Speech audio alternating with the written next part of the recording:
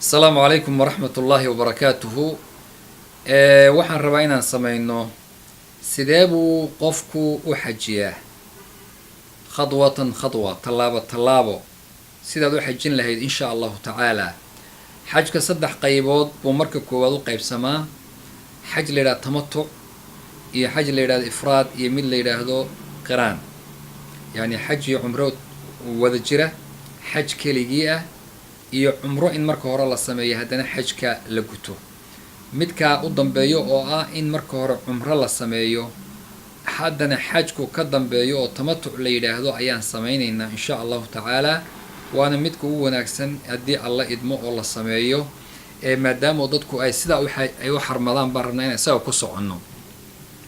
cumrada ayuhal axiba, qofku markuu tago oo aada baxdo oo miiqaadkiiyo meeshii laga xarman lahaa aada gaadho, qofka waxaa la rabaa kow horta inaad sii qabaysato hadday kuu sahlanaato, kadibna aada xirato dharkaagii, aada xirato ragga oo kale ay dharkooda xidhaan, dharkii cadcaddaa oo kale labadii go ay qaataan, kadibna ay xarmadaan oo labayka cumratan ay yidhaahdaan. marka waa saasaa loo xirtaa.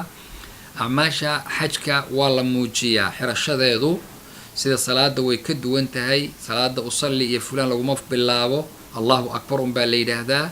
xajkana waxay la mid tahay inaad tidhaahdo labayka cumra. marka cumradii markaasaa u xarato labayka allahuma labayka laa shariika laka labayka ina alxamda walnicmata laka walmulk laa shariika lak. markii aad marka xaj saa cumradii u xirato aada maka gaadho, waxaa la rabaa inaad kacbada 7 jeer lagu soo dawaafo. waxaa laga bilaabayaa dawaaf walba xajarul aswadka, wuxuuna ku dhammaanayaa haddana xajarul aswadka. 7 jeer markaad soo wareegto 2 ragcadood baad khalfa maqaami ibraahim iyaad ku tukan. meesha yaroo dhisanoo waa lagu sheegay maqaamu ibraahim ah, halkaasaa 2 ragcadood hadday kuu suurowda ayaa lagu tukanayaa. kadib baad u baxaysaa labada buurood ee safi iyo marwo dhexdooda, kadibna waxaad samayn sacyigii orodkii 7 jeer ahaa, adigoo safa ka bilaabaya marwana ku dhammaynaya oo qaabka u soconaya. kadib waxaad samaynaysaa markaad kaa dhammayso meesha timaha lagu xiirto ayaa timihii lagaaga goynayaa. raggii haddaad wada xiiranayso iyo haddaad gaabsanayso, laakiin dumarku iyagu mar walba in yar bay ka jarayaan, wax yarunbaa iyaga laga gooyaaye xiirimaad meesha kuma jiro. intaa markaad samayso cumradaadii waa dhammaatay. wax yaroo saacad iyo 2 saacadood 3 saacadood bayba hawshaadii kusoo gebagabowday. gurigaagaad isaga soo noqon iyo meeshaad degan tahay, xalaal baad iska tahay, magaaladaada iska geli, iska cibaadayso, dharkaagii dambe qaado oo kusoo noqon dharkaagii kale caadiga ah. maalinta 8aad marka la gaadho bisha dulxija, yowmu tarwiya la yidhahda, biyo dhaansiga iyo diyaargarowga ayaa la baxayaa. xagee iyada maxaa hawshu ka bilaabataa? subaxii inaad qabaysato hadday kuu sahlanaato, kadibna aada xajkii xidhato. ilaan xajkiiyaa la gaadhay. labayka xajan baad leedahay, marka xilligaasaad xajkii xihanaysaa. labayk allahuma labayk laa shariika laka labayka ina alxamda walnicmata walmulk laa shariika lak. xajkii markaad sidaa u xirato maalinta 8aad waxaa loo baxayaa mina ayaa loo baxayaa. meeshii mini iyo teendhooyinku kaaga dhisnaay markaad tagto duhurka iyo casarka iyo maqribka iyo cishaa'iga ayaa lagu tukanayaa, iyaga oo salaadihii dheerdheeraa la gaabinayo, laakiin salaad walba waqtigeeda ayaa la tukanayaa. markii habeenkaa meesha lagu baryo, waagu uu baryo maalinta 9aadka ayaa carafa, bankii carafa loo dhaqaaqayaa. carafa marka la taga iyadana teendhooyinkii meeshii loogu talagalay in maalintaa la joogo ayaa halkaa waxaa lagu tukanayaa duhurkii iyo casarkii jamcu taqdiim, adigoo isugu geynaya xilliga duhurkii ayaa la wada tukanayaa. halkaasaa lasii joogayaa dikri iyo ducaa iyo tadaruc iyo allow dhowaansho iyo istikfaar iyo hawl baa lagu jirayaa maalintaasoo dhan, adoo qiblada xaggeedana usii jeeda.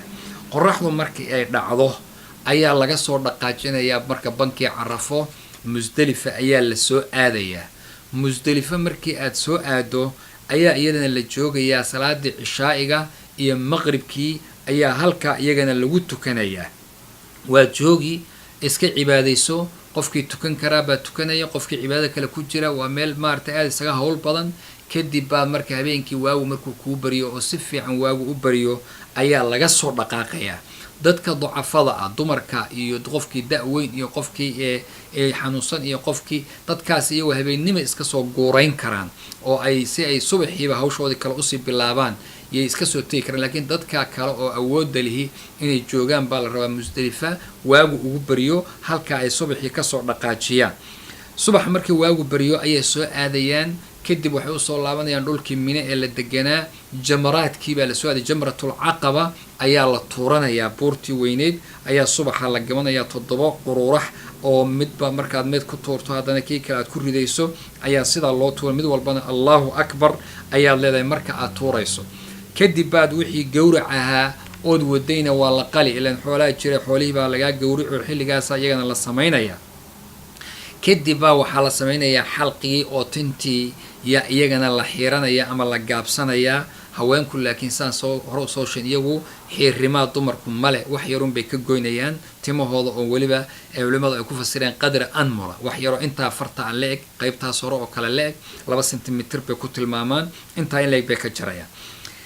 3 camal markaad samayso ood buurtii gamato waa 1, gawriciina aad samayso waa 2, tintiina aad wax ka goyso waa 3.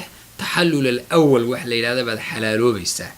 maxaa weeye taxallulku inaad inta markaa dharkaagii baad qaadan kartaa, dharkii caddaa waad iska bixin kartaa. kadib baa marka waxaad aadaysaa aad u tegaysaa Maka ayaa loo degayaa, xaramkii baad tegaysaa. xaramkii markaad tagto kacbadii tawaafkii baad soo samayn. waxa dhan hadday maalintaa saa kugu dhammaadaan, tawaafkii baad isagana soo samayn, 7 jeer baad tawaafkii soo samayn. haddana sacyigii baad aadi oo bayna Safa wal Marwa oo iyaduna dee waa uun meel isu dhow dadkan arage, iyadana 7 jeer baad soo ordi. kadib waxaa weeye xajkaagii waa gebagaboobay. wax alla wixii xaaraan ka ahaa waa kuu banaanaaday, xorriyaddii waa kuu soo noqotay. waxaa kuu banaan marka wax walba, gadaal baan ka sheegi doonaa waxyaabaha xaaraamta qofka ka noqonaya markuu ixraamto, ilaa xataa nisaa dumarkii. taxallulkii hore 3 shay hore markaad samayso wax walbaa kuu banaan. markii laga tago galmada reerkaaga iyo jimaac ma samayn kartid, laakiin 4 shay maca markaad samayso tawaafkii u dambeeyey xataa reerkaagii ayaad galme la samayn kartaa ood la seexan kartaa. ayib marka gabalkii markuu dhaco, marka maalintaas habeenka 11aadkii baa soo gelaya, Mine ayaa loo soo laaban, meeshii aad deganeyd baad iman. waxaa la joogi marka halkaasaa la joogi 11ka 12ka galab walbana waxaad u bixi buuraha lasoo tuuranayo. marka 3 buurood ayaa lasoo tuuranayaa. kadib adigoo midii u sokaysay ka bilaabi tii dhexe, kadibna sidaa loo soconayo la ducaysanayo. midda u dambaysa iyadu duca male, laakiin labada hore ayaa lagu ducaystaa, labada buurood oo hore. ayib kadib baa marka qofkii tacajul isagu rabaayay waa iska tegayaa 2 maalmood markuu sameeyo. maalinta 3aad wuu iska soo tacajul wuu soo samayn karaa qofkii rabo, qofka rabaana wuu joogi karaa. waxaana fiican in la joogo. intaasuba horta xajkaagii ku dhammaan. galabta markaas dambe gebagabada waxaa kuu dhiman tawaaful wadaac wax la yidhaahdo, inaad soo sagootido beydkii ilaahay iyo gurigii ilaahay intaad tagto inaad tawaaful wadaac soo samayso ood soo sagootido ood maaragtay 7 jeer soo samayso ayaa laga rabaa. gabadha xaa-idada iyo gabadha nufasada oo dhashay kuwa iyaga tawaaful wadaaca waxba lagama rabo ee way iska tegi karaan. haddaba gebagabadii fawaa'id baan rabaa inaan u tilmaamo waxyaabo maaragtay muhim ah. qofku inta xajka uu joogo isagoo mar walbaba laga rabo inuu iltizaamkiisii iyo diintii uu aad ugu dadaalo, salaadihii oo kale uu aad iyo aad ugu dadaalo, jamaacadii raggu ay aad ugu dadaalaan, waxyaabihii ilaahay ka reebayna inuu ka fogaado. falaa rafatha walaa fusuuqa walaa jidaala fi lxaj, yani umuuraha dooda iyo maaragtay qarjajaacda iyo gefka iyo xanta iyo waxaasoo dhan in laga fogaado. in laga fogaado qofka muslimkii ummadda qowl iyo ficilba inaad ummadda aadan dhimin. maxduuraadkii waxyaabihii xaaraamtaha oo dhan inaad ka fogaato. waxyaaba marka xaaraamta ka ihi waa maxay? qofku markuu xarmado labayka cumratan tiraahdo ama labayka xajan aad dhahdo ilaa aad hawshaa ka dhammaato, dhowr arrimood baan la samayn karin.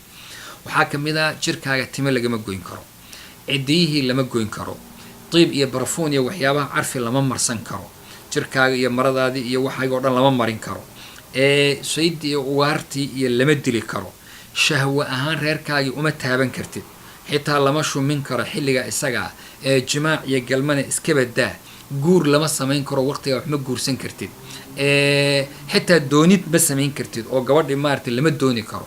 gabdhuhu ma xidhaan waxa la yidhaahdo galoofiska ma qaataan indha shareerkii ma qaataan marka intaas oo dhan waa waxyaabaha aan dhahayo waa waxyaabaha xaaraamta ka ah laakiin markaad umuurtaa dhammayso oo maalinta aad waxaa hore soo gudato tobnaadkii aad ilaa dawaafil ifaado soo samaysa bay kuusoo wada noqonayaan ragga waxaa gooni ku sii ah madaxooda inayna saari karin koofiyadan hadda aan qabo oo kale lama saari karo insha allahu kiliibyada soo socda koofiyadda waan bixin doonaa haddii alla idmo si aan xajkii u suurayno dee inaan acmaashiisii ka tarjunno marka koofiyadan oo kale lama qaadayo waa inuu qofku maarata aadan waxba madaxa ragga uunsan ku qabin qamiiskii iyo wax tolan oo dhan lama qaadan karo cimaamadii iyo waxyaabaha madaxa la gelinaya iyo ragga waxyaabahaasoo dhan sarwaalkii iyo lama ogola kabihii buurka ahaa iyo waxaasoo dhan lama ogola inay qaataan raggii oo kale insha allah kabaha furan ayaa la qaadanaya insha allah raggu way qaadan karaan fargashigii waa la qaadan karaa okiyaalihii waa la qabi karaa ilaan dadka dad baa wax ku weyd saacaddii waa la qabi karaa